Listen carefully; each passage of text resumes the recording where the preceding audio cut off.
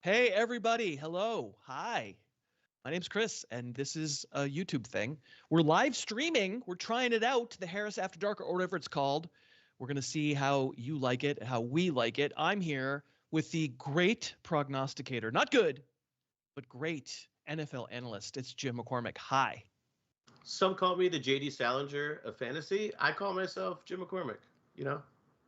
The JD Salinger of fantasy. Are you a recluse? Where are you? Are you in New Hampshire right now? What's No, happening? just like he kind of wrote one really good book. I had one really good pick one time. It was good. So Was JD Salinger maybe in Vermont? I as a New yeah. Englander, I should really know that. That's shameful. Well, we're here to preview Week 1 of the NFL. That's kind of the umbrella under which we are trying this live stream, and it's a live stream we've done for several years. And we view it as a way to start getting you into the NFL weekend, and of course, because this is Week 1. Maybe getting into the NFL season. We're brought to you by DraftKings. I'll tell you a little bit more about them as we get going, and we want to thank them so much for continuing to sponsor this very silly live stream. And we're going to go through 16 games. We're probably not going to spend a full tons amount of time on each. We've picked out a few that we feel strongly about, maybe point spread wise, or we just think are going to be kind of marquee sort of games. And we'll go from there. I think the first couple that we're going to talk about are pretty marquee because everybody's going to be watching them. First one is Ravens at Chiefs on Thursday night. The way I want to phrase this for you is, do you think the Ravens are the same team that lost in the AFC Championship game last year because coaches are gone and maybe more importantly, personnel has changed? Yeah. No, they're not the same team. Most teams aren't, right? That's why Right. when you discuss, I understand, but like in terms of continuity of contenders, they've lost some, right? In terms of both coaching, but like it's not just the defensive coordinator. Like three of their four top defensive coaches were poached and elevated throughout the league. So that we'll see that Mike Macdonald system replicate. But yeah, it's been there. It should show up in the sense that it's just a different set of leaders, right? Like calling defense. Yeah, and they lost some defensive players. They definitely lost offensive linemen. Like they are certainly showing a lot of faith in some unproven offensive linemen. And it's three new starters, yeah, and they let go. You know, some they did some really savvy of their Ravens like cheap mid veterans, but they didn't replace that. Like they haven't done that again. It seems they didn't even attempt that. They're doing in-house replacement. So we'll see. I have factored that into like how I look at this. I mean, this is the mystery week, right? It's the mystery box, but I factored that into how I look at this game in terms of I'm not sure. Whereas I think the Kansas City added to their identity. They have changed, but it feels like a bolstering versus a poaching. It's strange. The Super Bowl team, the Super Bowl hangover team, feels roster and coaching wise like the Ravens, which is strange in terms of they have that poached feeling sometimes of a Super Bowl loser or something like that. Can I just mention how disappointed I am that I got like a ton of cogent analysis there and not one of it sounded like a person from Dundalk? I know. Yeah. It's like, yeah, I did. First of all, Baltimore and Philadelphia are cousins in a way. We have we grew up in the basement of regional accents. It's true. All right. Well, I mean, I'm from Massachusetts, and they bred it out of me. But we I guess we can't talk. So the Chiefs. Let me ask you this. I should also just say to anybody who's here, like if you're watching this after the fact, it doesn't apply. But if you're here right now, ask us questions because Dave, the producer, will pick out a few and throw them in our face, and then we'll try to answer. Football, fantasy, whatever questions. We're gonna go through the games, but you can do whatever you want. So everybody's gonna be watching this game, and I got to do a podcast on Friday morning. What do you think the biggest weird thing that's gonna come out of this game that's gonna like upend the apple cart of expectations for either team? That's a good one. I think in this game, you're going to see the Chiefs. The Chiefs are going to deliver, in my opinion, like the upgrades that they've made. I think Kelsey is going to surprise that there's this idea that he's like so dusty. I think he'll be fine, especially early in the season. I think he'd be fine. But my surprise, I think, would be that the Ravens, we do see it show up the offensive line stuff shows up. The idea that they've been able to get away with this continuity battle, I think it shows up. And I think it shows up with Derrick Henry was what I'll say. I'm not saying a panic alarm will be there Friday morning, but I do think people will be like somewhat of if there's a referendum, that would maybe be it in fantasy circles and even football circles. Like, did this offseason work? So I get it. That would be, I think, that would immediately cause people to go, huh, are they a contender? They're supposed to be the biggest threat to the Chiefs, and they should have won the AFC Championship last year. That would be interesting. This line is Chiefs -3 at home. It sounds like you like the Chiefs here. I had it. I picked 3. The Chris Harris model. So, but I'm going to go with the Chiefs just because. Okay. The continuity. Like I did call this on the line. I called it 2, so I'm going to take the points and go Ravens. And if I have a little feeling, I don't feel strong. We're talking about this game because it's a big national game. We're spending time on it. I don't feel strongly about it. But if there's a little part of me, what last year proved to me is that maybe the Chiefs are in like Patriots prime mode where they're starting to realize when they have to turn it on, and it's not week 1. You know what I mean? Like, it was pretty underwhelming year for the Chiefs overall, especially offensively. Defense played very well, and then it didn't matter at all because like prime Brady, prime Mahomes just goes, oh, okay, never mind. I'm just gonna go win the Super Bowl. So I don't feel strongly, but I'm gonna go on the other side and be with the Ravens. The other national game is an international game. It is a near and dear game to your heart because you're Philadelphia Eagles.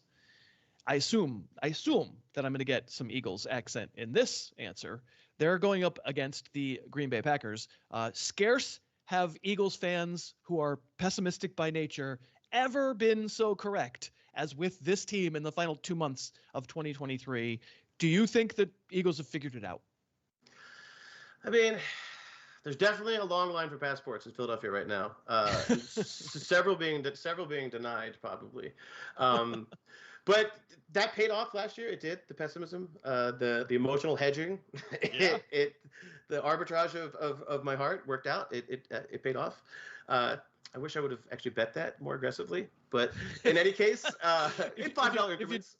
If you tune in DraftKings, they actually have a special this year. It's all about the arbitrage of Jim McCormick's heart. It's like some weird. It's an image of Carson Wentz too. It's strange. They're throwing me off.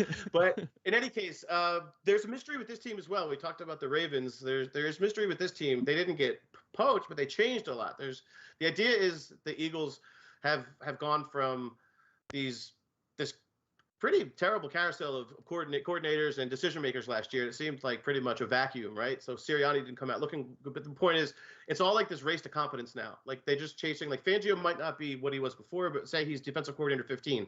It feels like they're chasing the Kirk Cousins of coordinators. You know what I mean? Like Kellen Moore, like great. Like he's probably in the middle of the pack in the league. I think they're hoping that competence matches with the talent. But there's a lot of question marks on this team roster-wise. There are significant question marks on the defense, which is what has given me pause. But of course, I'm still a homer. So especially when they I can't hear the pick. I can't. I'm not picking up the. It's not an a Philly accent, so I'm just not picking up the. Yeah, dude. So Rio de Janeiro is kind of like Northeast Philadelphia, except with better food. You know what I mean? We have mushy, what do you call it? Cheese fries. They have plantains. Same kind of stuff. Yeah, in any case, I'm going Birds. I actually had them minus. I had them the same. I had them the same as the Chiefs. I had them minus field goal. So I'm going with that. It's another tight one. Yeah, I think the Packers are a good team. I think the return to relevance works. Like the return to normalcy works for the Eagles. All right. Well, I'm on the Packers, so we're opposite each other for 2 straight. And I was kind of surprised by the line, to be honest.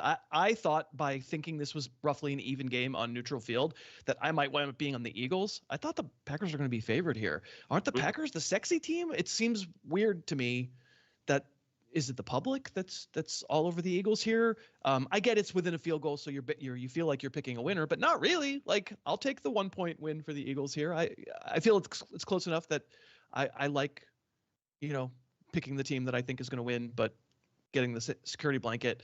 I think there's a lot of points in this game. I'll grant you that. I think there's a hell of a lot of points, but yeah, I don't think Eagles have fixed their secondary? Like, I don't know. No, it's shiny pieces, you know. But that's the thing. It honestly, a lot like alignment wise, maybe that works towards their favor, but it has to be an upgrade in some belief, just because of what they were getting last year. But that's also not true, because the NFL always shows us that it's a great league these days, like the NBA is, at exposing your mismatches these days. Like what we used to make Brady special, which still does. Like we would. It's just they're going to get attacked. We'll see if they can hold up. I actually think the secondary in the Green Bay secondary could have some issues too, because a lot of points. So yeah, like you said, that's the one thing I could say that I could expect. Yeah. A lot of points. All right. We'll get back to the rest of the slate in a second, and we'll pick and choose. A few games will probably go a little faster than that, but those are two big ones that we know you're going to be watching, so we wanted to spend a little time on those. Let's thank DraftKings for continuing to sponsor this crazy live stream. Well, it didn't used to be a live stream. It is today. We'll see how you like it, but for now it's live. DraftKings has been so supportive of me, and honestly, I can honestly say that without DraftKings, I don't think I would have a podcast or a YouTube channel, because they've been amazing. If you're looking for a place where you can play the games, I know that Jim and Dave both play. They live in states where it's allowed, so they play on DraftKings. When I'm in Massachusetts, I also play on DraftKings. You can't play in California, but if you're in one of those magic states where it's allowed and you're looking for a place to follow through maybe on a couple of these bets, please don't bet a lot. Please do it for fun. Give yourself a rooting interest. If you're not naturally an Eagle fan or a Packer fan, pick a team. $10, you'll root. It's $10. Sure you will. You'll root. And if you do sign up to help us out and to help DraftKings out, get that DraftKings app. Sign up using the code HarrisTube. They've got a pretty good deal. Make one $5 bet. You'll get $250 in bonus bets put into your account right away to mess around with over the course of the weekend. And they're also giving a free month for NFL Plus Premium, so you can test out that streaming service of what NFL does on their Plus Premium service. Again, if you sign up using the code HarrisTube when you download that DraftKings app, you really do help us out, and we thank you so much, and thank DraftKings as well. All right, a couple of games that we're not going to spend tons of time on. The stupid Patriots are going to Cincinnati, and the Bengals are almost assuredly going to give me a % chance the Patriots win over the Bengals. Oof, the Joe Flacco Brissett game. It's not going to happen. No, it's very low. The percentage would be 12%. I'll say 21%. Jacoby Brissett has actually beaten the Bengals a bunch, but he did it on the Browns with a good running game. This just in, Patriots don't have a good running game. This is point spread is the biggest of the week. The Bengals are an 8-point favorite. What do you think? I'm gonna give the points rather. I had this at 9.5. I was a little surprised. I had it at 10 of this line, but I suppose I could see some idea of an agenda to keep this score down. Keep the score down. What am I? Of course you want to keep the score down. But my point is like that maybe keep it. I don't know what the reasoning is why this isn't bigger. But maybe it's the competence of Brissett. All right. The problem that the Patriots have is that the defense might be okay, but they have an offense too, and it's not good. Another one that, it's close, but I don't have that much to say about it. Vikings are going to the Meadowlands, but we don't call it that anymore. MetLife. Let's see who doesn't blow out their knee. Let's just get the Vikings skill guys out of there. The Vikings are a road favorite. They're favored by 2. I'll ask you I need a 15-second answer. Sam Darnold, triumphant return, yay or nay? Yay. He still has access to the one hotel room that the Jets set up for him. They didn't take it down yet, but Zach Wilson also lives there. And it's going to happen. I am a little scared of giving points on the road, but I had this I had this -3, and I don't know what Sam Darnold's hair is going to be like for week 1. I have to see that, but I'm giving 3 points. I'm going to do it just because I actually think it's the Flores factor for me. It's the blitzing. I think the defense got better too. So even though they lost Hunter, I think their secondary will be better. So we'll see. And they got rid of some old pieces, which they had to. Well, that was a great 15-second answer, Jim. Let's move on. I also am on the Vikings, and it feels terrible as a road favorite. The Titans are visiting Chicago, and we'll spend a second on this one. The Bears have completely reinvented themselves. It was somewhat flabbergasting. I'm not throwing him under the bus, but Dave Kluge was on the podcast just today on Wednesday and mentioned as we were talking about how in fantasy, we don't really want to play defensive matchups in week 1 because we don't know who's good or bad. And Dave kind of casually threw it. Now he's a Bears fan, but he casually threw out, I think the Bears might be one of those few defenses you can trust as being a bad matchup. And I was like, record scratch? Like one of the 2 or 3 best defenses in the league. I don't think I share that opinion, but they do have a lot of new guys on offense. The Titans kind of rebuilt the right way too, though.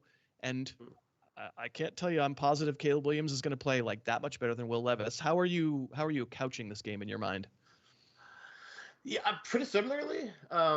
I had this -1 Chicago. I like Chicago this year, but I think they're going to be a slow starter. I still don't have any idea how this is going to look. Also, I think Jeffrey Simmons, there's a big problem with the interior line, I think, with Jeffrey Simmons. He's going to do some Aaron Donald type things. I think he's the closest thing we have. If there is took maybe Chris Jones. Yes, 15 seconds. No, this is one we're spending a little more time on because this is one of my confident games, and I'm on the same tide as you. Yeah. I'm Titans. The line is 4, and the Bears are going to be a pretty public team to start because of Hard Knocks and because they have a lot of sexy new names. And I kind of do think they'll score some points, but I just don't really agree with Dave that the Bears are about to field one of the great defenses in the league. Like maybe they, after the Montez Sweat acquisition, they certainly were better. They were good on defense at the end of last year. I think the Bears should be favored by 1 or 2, like you. Yeah, it's a mystery box again, and there's just certainty. Now, look, I'm also a person who chose the Bears as one of my overs this year, so let's not talk about that. So. All right. We could probably go. First of all, if there are folks watching us live, I can't see, so I don't know if there's anybody here live. But regardless, if you're live and you're here, ask us questions. Feel free in the chat if you'd like. If you're just here for the jokes and NFL stuff, that's fine too. I'm going to go pretty quick through the next couple of games, Jim. So let's just kind of breeze through the Cardinals going to Buffalo.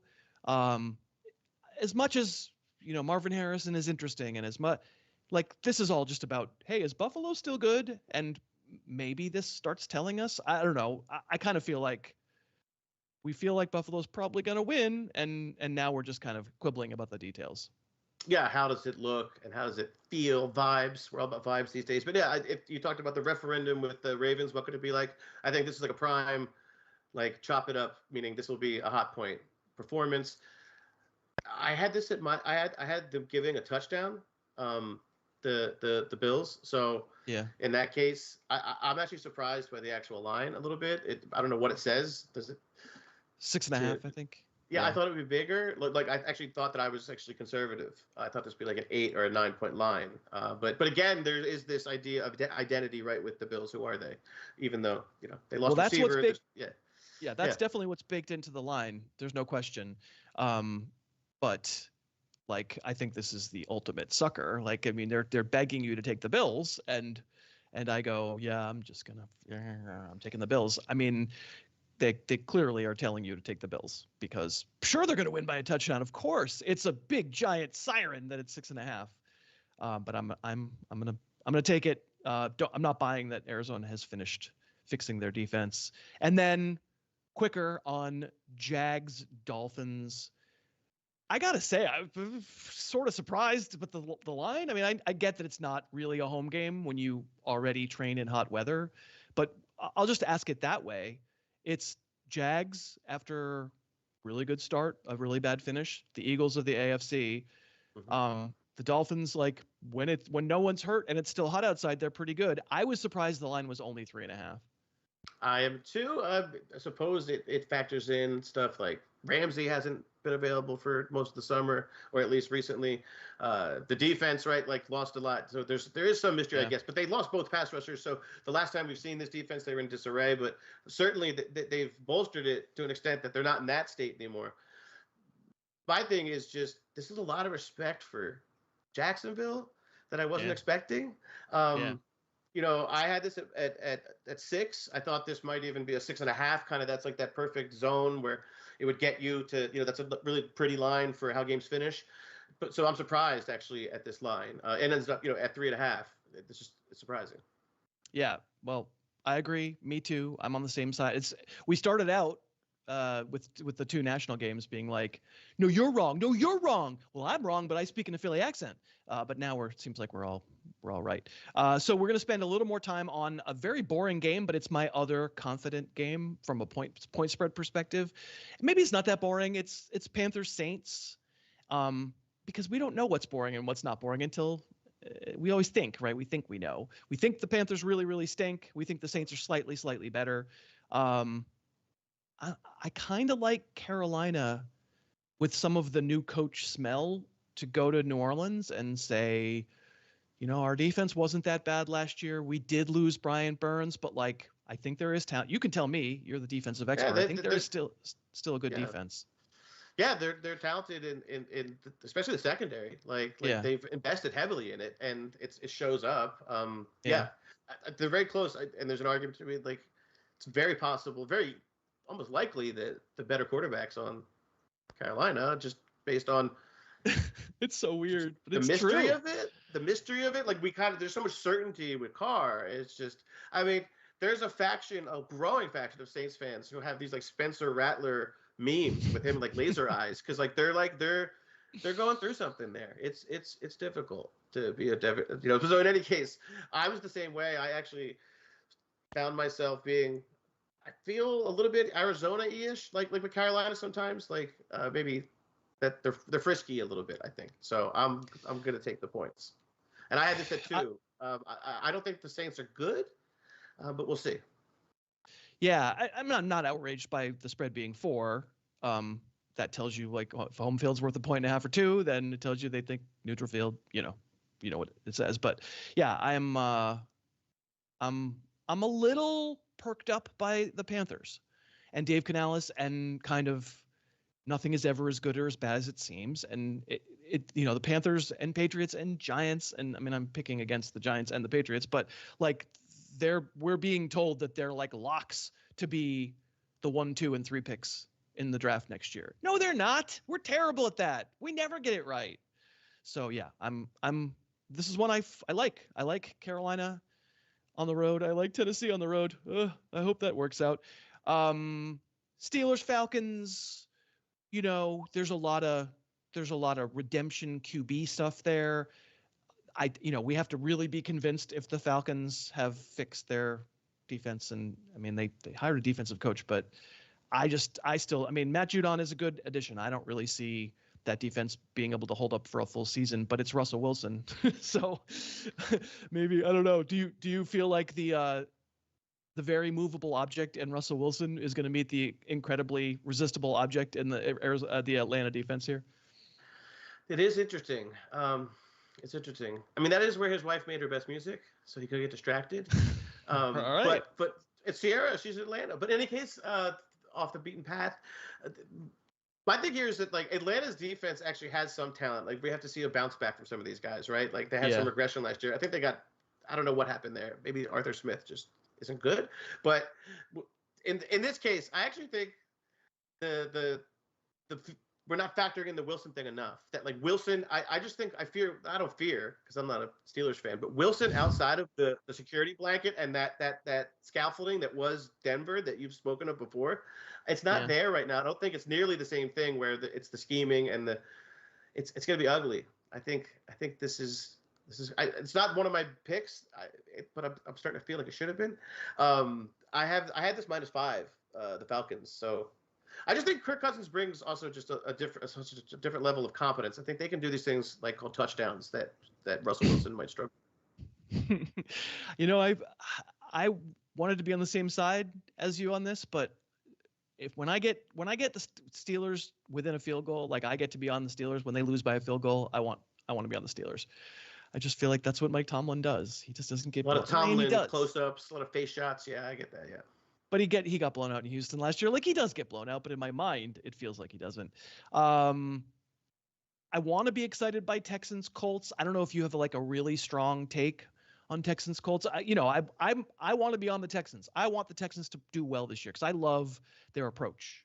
Much like Chicago love their approach, much like Tennessee love their approach. Like, go for it. Spend some money. Go get guys. This is not baseball. We don't need to worry about 3 years from now. Like, let's do it now. So I love the go for it nature of Houston. I would love to see them do well. Do I trust them going to Indianapolis? I mean, I don't, I'm probably going to be on them, but like, I don't feel awesome about it. I feel the same way. I'm excited for them, but there is like this helium. Sometimes I just obviously doubt the natural helium of the market. Like this feels, it's not the Chargers because they're better than that, but it just feels like for like the last like decade, it was like, this is the Chargers. They have all these ingredients. But this is different. You're right. It's a good comp. No, it's a good comp. You see all the pieces, but yeah, what's different is like, as much as we can, I believe in the coach. It's 1 year, and I didn't believe in him this year, but last year. But he had a great year, and the coordinator did too. Yeah, and Buttigieg didn't last. Yeah, that's true. All true. So this is a game that's difficult to call because of I like the Colts this year a lot, but in this situation, I think this line is close enough. I had it -4 Texans, so I'm going to be doing that. All right. Well, I had it at 3, so it's actually a push for me. I'm not playing this one. Denver, Seattle. I just can't unless you really want to talk a lot about the Broncos Seahawks. No, I just had a touchdown. I'm like strangely high on the Seahawks. It's like just my thing for some reason. It's more that we talked about the coach, Mike McDonald. I just think the marriage of him and that defense and Witherspoon, I think it could be scary for a rookie quarterback. This could be fun defensively for Seattle. I guess I could buy that. I don't really trust the Seattle defensive personnel though. Pete Carroll's a good defensive coach. You're right. They got a few guys, but yeah. Devon Witherspoon, I just think he's like special. So we'll see. Okay. Maybe they just don't throw it, which is smart. I'm a push on that one too. You wanted to make sure we talked about another disgusting game from week 1, but then it won't turn out to be disgusting. It'll be fun, and the teams won't be as bad as we think. But it's Raiders at Chargers. What was your impulse to say, I want to pull out something of this game? I just think the Raiders aren't a very good team. I think there's this idea I've heard it bandied about that the Raiders have a top 5 defense. Like Daniel Jeremiah mentioned that. He's a very smart guy. It's just I just couldn't believe that somebody I don't think that's the case. I think they have a top 5 defensive line, but that does not make a defense. So I just think also there's not a fade. There's just like maybe the fantasy market does it too, that not a lot of people are interested in this Chargers team. See, I don't know if that affects the betting market, but in terms of just there's not much buzz around this Charger team naturally, right? It's Justin Herbert and a bunch of guys in a van. But I had them giving 6 points. I just think the Chargers are a better team. And for now, they're healthy. They haven't fallen apart yet. Like Derwin James does have legs right now. So like he's like everybody's healthy, So yeah, I think we're underrating this team. It's funny. I think some people are underrating them, and then the people who just have kind of like in Harbaugh we trust are probably overrating them. Like, oh, you mean I get the Secretary of Transportation out of there as their head coach, and instead it's one of the best coaches in the world with that same roster, and it's not the same roster, but mostly it's the same roster. A couple skill guys left, but mostly it's the same roster and a young offensive line that's getting better and yada, yada, yada. Like you can tell yourself a story that they should have been much better with a real coaching staff, and now they have one, and this is an 8-win team, or 9-win team. You can certainly tell yourself that, and it kind of feels like this line almost is reflecting that. I was surprised to see that it wasn't kind of like roughly a 1 or 2 point game, a pick type game. And yet I expected to be on the Chargers, and I am on the Chargers because I fall on the side of the competent coaching thing. How many streams did we do on YouTube where we were talked about the Secretary of Transportation and the madness that he was wreaking on that Charger team? The 2-minute drill. It was incredible. Amazing. So we're both going to be on the Chargers there. The national TV game on Sunday afternoon is going to be. Do you think the Cowboys are going to wear their dark blue uniforms? Probably, right? I hope so. Yeah. You hate the Cowboys, so you love seeing them in those uniforms. Yeah, I just want them to re-sign Jason Witten. I think it's in the possible Jerry Jones playbook.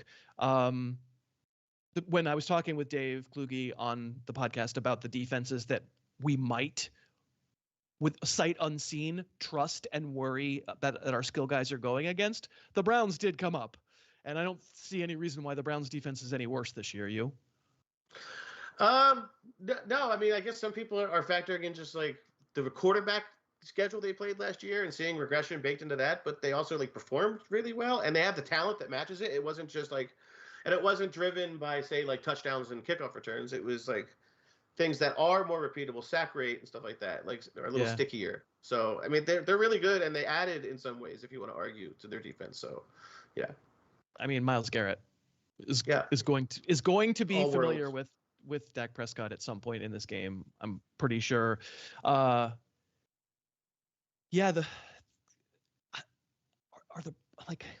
stumbling because what I want to come around to is I don't trust the Browns at all.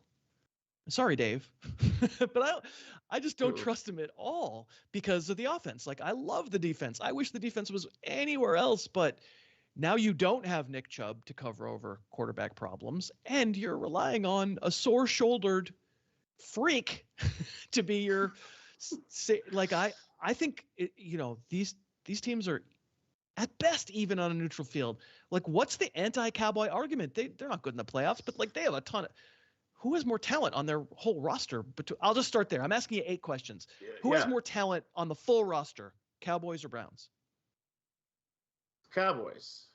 I agree.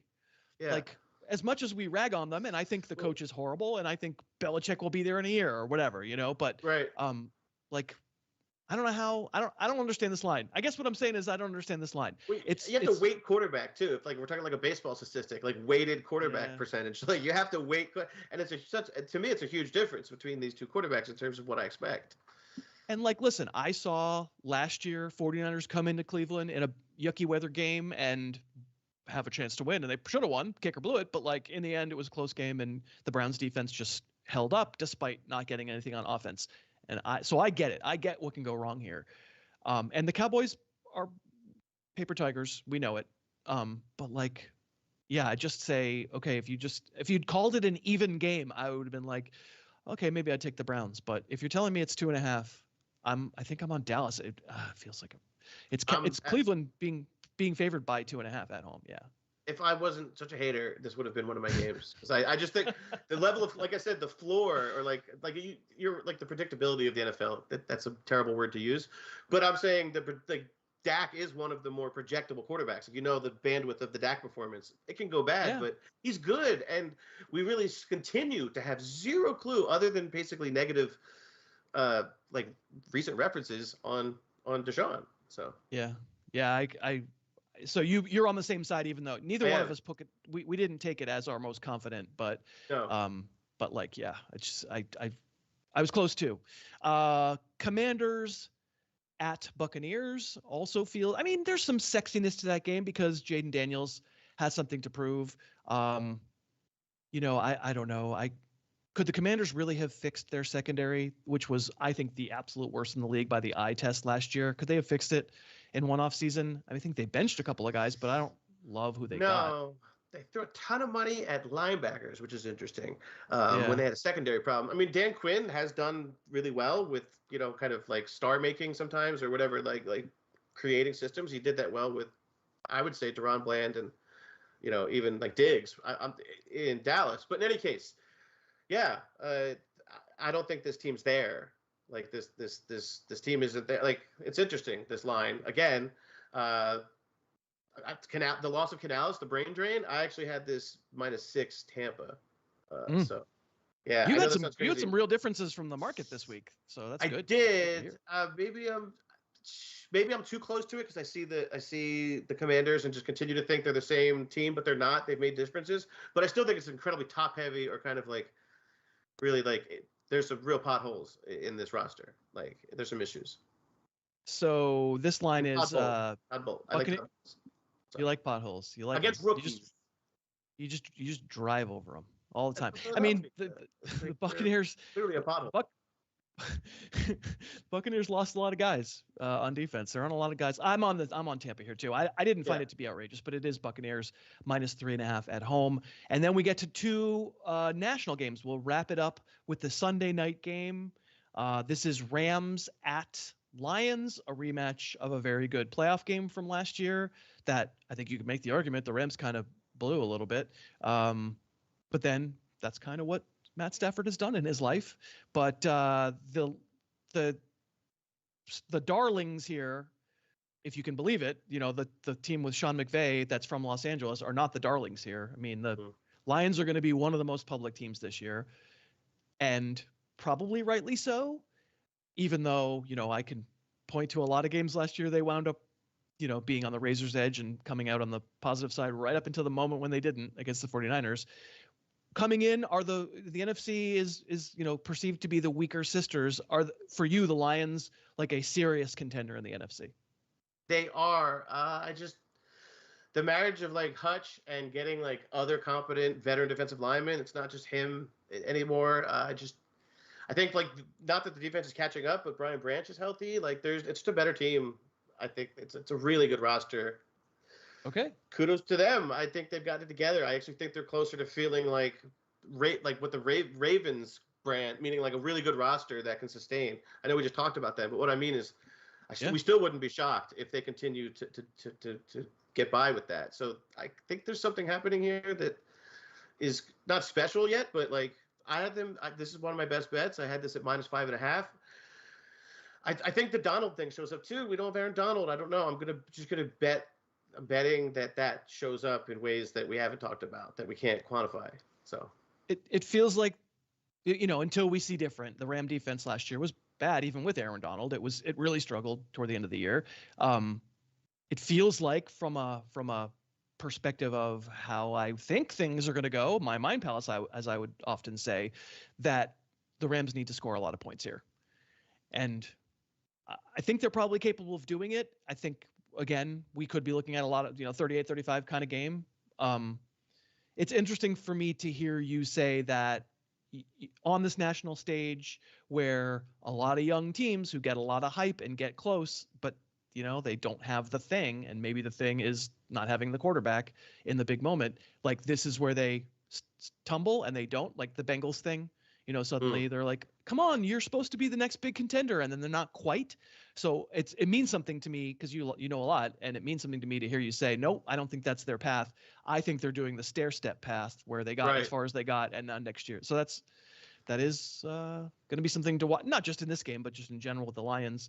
I'm on the same side as you, even though I didn't have the spread as far apart as you did. But Lions -3.5, I will also accept and take. And then the Monday night game, Aaron Rodgers is going to play 7 snaps this time.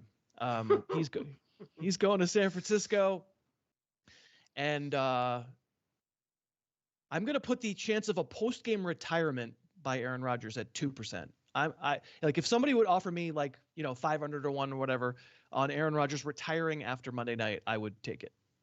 It's up there. I mean, DraftKings has yet to offer that, but they're considering it. I've been in touch. So, I mean, the 49ers, I think very clearly NFC favorites. They're, as a result, because the AFC is so rough, they're clearly the Super Bowl champion favorite. They are the betting favorite. How is there a chance it goes stale? They've been knocking for a long time. Is there a chance that this cast that gets, progressively better paid and older and had a run of pretty good health last year, is there do you have a sense that it's a possible crumbling kind of team? I don't know about crumbling. I think if anything, it could start showing up on defense, just because they've been poached not only like brain drain wise there for several years in terms of obviously multiple coordinators, but also just like injury and being able. They continue to try to reinvest in helping Bosa, who has been really healthy. He's been great, but it still continues to be one of these really top heavy pass rushes. So the teams that can contain him, it's not. It's just they have this identity. I think that could be the growing gap, the identity between what the 49ers defense is supposed to be, or the theory of it is, and the practice. I think the offense, because of their continuity, that's where the supposed like tumult is. But I actually think they're great because the continuity is still there. I wouldn't be worried about these guys at all. I'm surprised by this line. It's very Rodgers-y line, I suppose, that this triumphant. Like an Al Michaels, soliloquy. I had this at -6. I don't think Al's doing the game, but I take. He's still gonna do a soliloquy. It just depends if there's a camera. Right. Yeah. Somebody get a phone in Al's face. Let's hear this soliloquy. It's an interesting, what you're saying about the 49er defense does resonate with me. I also have a weird McCaffrey feeling, even though for fantasy, I clearly would have taken him first overall and he should be the number one pick, but you really got a calf thing already, buddy? Like you've missed all of training camp. Do the 49ers without McCaffrey put the lie to him being the most important? Like, are they still a Super Bowl contender without McCaffrey? No, he challenges this running backs matters thing because there is a dynamic. I mean, it's just true. It becomes so much more of a Purdy team than as opposed to this. What do I do with this thing? Yeah. And it puts so much on the team. It's just they're more fragile. It just obviously you take a piece of. That's what makes them so dynamic is that what do you do? And then become more of a normal NFL offense. Whereas right now that they have an overwhelming, they have a Boston Celtics, not to overcome, like they have a Boston Celtics feelings where even when at your best, they're going to continue to wave on you and overcome you. And that's what they can do. And I'm again, surprised. I think there's too much respect for the Jets defense, by the way, just to throw it out there. So let me just follow up on something you said at the beginning about the 49er defense. You said that, offenses that are equipped to handle the top-heavy pass rush can potentially hang in there against that 49er defense. Are the Jets equipped? Because they added a lot of veteran offensive linemen. I'm not positive any of them can still play. Yeah, that's the thing. It's either just starting or at the end. It's kind of like. Just like there's no mid-career fighter here, right? It's someone just starting, so I don't know what to make of that. I don't think they do either. That's also why they layered it. Like I understand the idea of 3 offensive tackles, but like most teams get 2 because they're good. I mean they like right. If Tyron Smith stays healthy and if he can still play, then kind of all bets are off. It could work. He worked for Ravens last year. They're trying in sense a Ravens philosophy in a way to buy, and I understand that. The difference is like. This is all about Aaron Rodgers, and that's the question too. There have been some counter, like the last time we saw him, I guess he was in his petty pouty mode the last Packers season. It's just interesting to see. There's a lot of this is a very interesting game for many reasons, by the way. I'm really interested to see all of these supposed things, like the Jets defense, the Jets offense. So there's a lot. I'm really interested because they're not on Hard Knocks this year, so I don't have any quotes or anything to make fun of. Oh, you got a lot to make fun of. We're just not going to do it here. We're both on the 49ers, though, at -4.5. And that takes us through the first 16 games of the NFL season. I believe if I can recap our 2 best bets apiece on these games, I have Titans +4 and I have Panthers +4. Jim has Chargers -3 and 49ers -4.5. Oh, no, sorry. Lions. -3.5. Yeah. Sorry. Even though you like the 49ers, but not as much as the Lions. So it's Chargers -3, Lions -3.5. But we want to know what you think. If you want to tell us your favorite bet, so we're going to pick somebody who gets it right and mention them next week. But also, just we spent a half hour or whatever talking through these games. Do you think we got them totally wrong? Tell us down in the comments. Tell us what you think we've got wrong, because we're guessing. We don't really know anything yet. Week 1 is the week we know the least. So we'll start getting educated, and maybe you can educate us down in the comments. We appreciate you very much watching. We appreciate DraftKings for continuing to sponsor this show. Again, use that code HarrisTube and you get $250 in bonus bets with one $5 bet and a month subscription to NFL Plus Premium, which is a lot of adjectives, but I'm sure it's good. And then I want to thank Dave also for continuing to produce this show and be the hero that you never see. And Jim McCormick, you're great. And you have an auction right now, so go do it. I do. Thank you. Also, early week, DraftKings offers just a ton of really cool, like special prop thingies and like kind of achievable. I mean, they want to help you start the season, but there's some really fun. So check that out, especially like in some of your like favorite games. You'll find, I don't know, some really achievable props that can be fun. Player props, and they limit them, which is nice too, because let's be real, like it'll be like Dak Prescott 10 yards. Yes. So yeah. That's a yes. All right. Thank you everyone very much for watching. If you were here live, we appreciate it. If you're watching us after the fact, that's awesome too. We'll see you